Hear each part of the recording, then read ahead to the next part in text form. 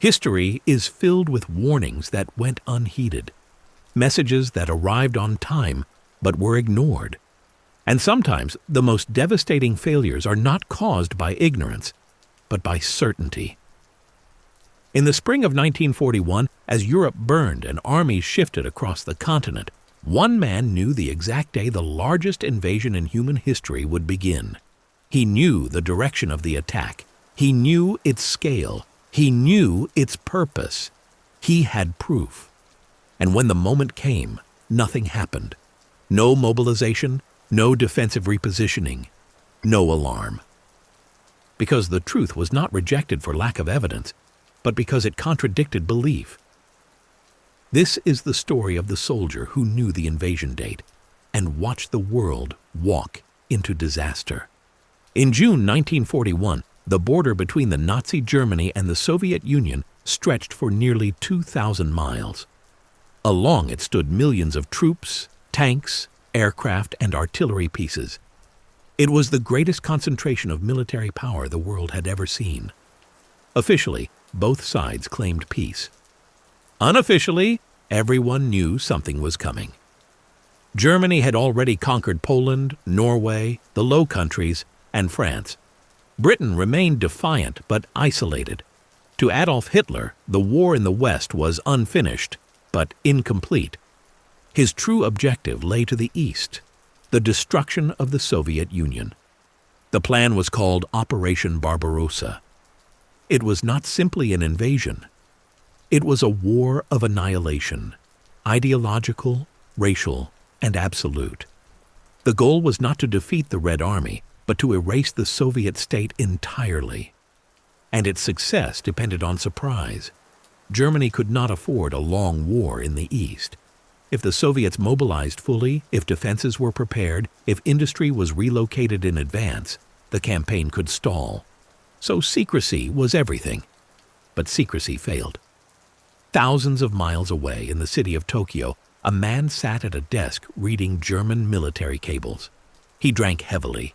He socialized recklessly. He spoke openly. He appeared careless, but he was not careless at all. His name was Richard Sorge.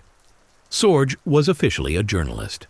Unofficially, he was one of the most effective intelligence agents in history. Embedded inside the German embassy in Japan, he had direct access to confidential military and diplomatic information. And in the spring of 1941, Sorge learned the truth.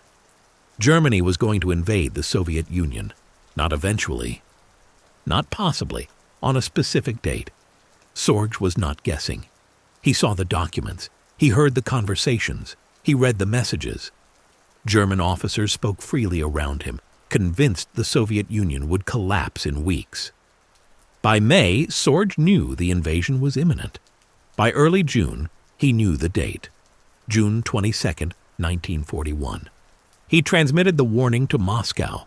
Then he waited. The Soviet leadership did not lack intelligence. Warnings had come from multiple sources. Diplomats, border patrols, intercepted communications. Even deserters from the German army crossed the frontier and confirmed the buildup. But intelligence is only useful if it is believed. And in Moscow, belief was the problem. At the center of the decision-making apparatus stood Joseph Stalin. Stalin was not naive.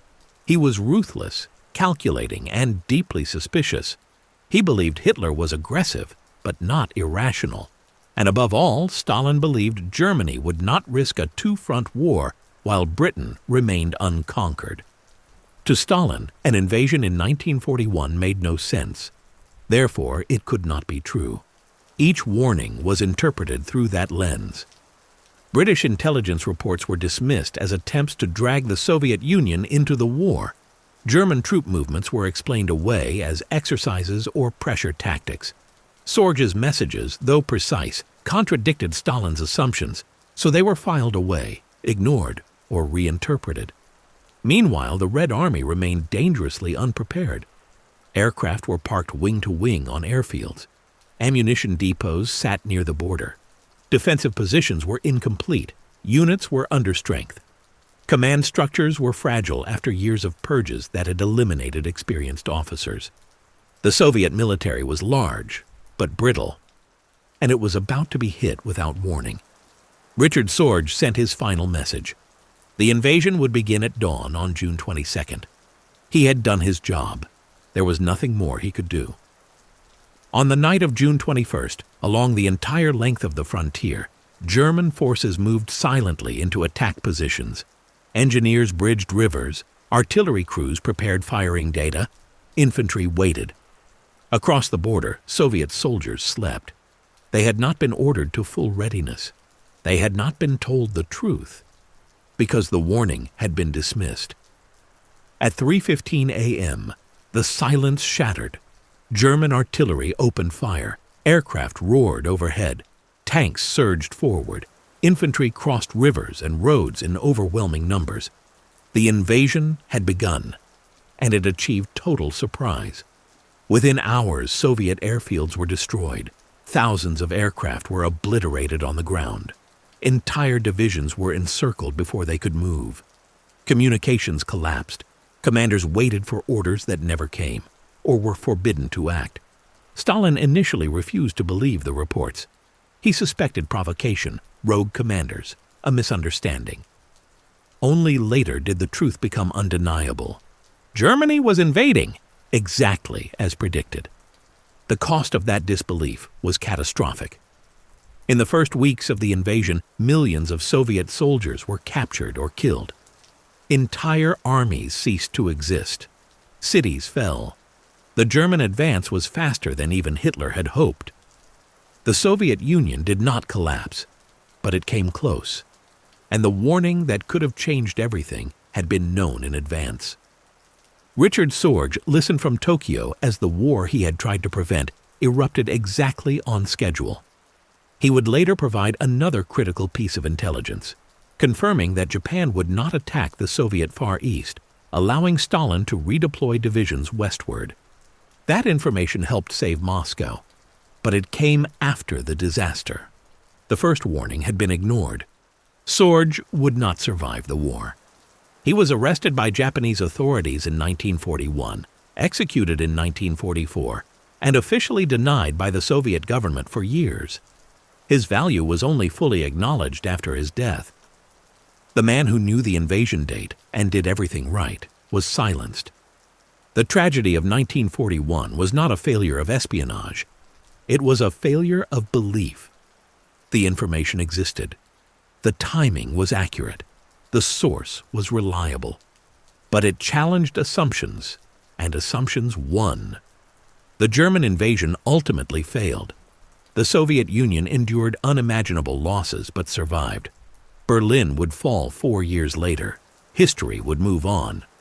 But the opening catastrophe of the Eastern Front reshaped the war. It prolonged the conflict. It multiplied the death toll. It scarred an entire generation. And it began not with ignorance but with denial. In war, knowledge is power. But belief is everything. The soldier who knew the invasion date did not cause the disaster. He tried to stop it. But truth alone is never enough. Someone has to listen. And in 1941, no one did.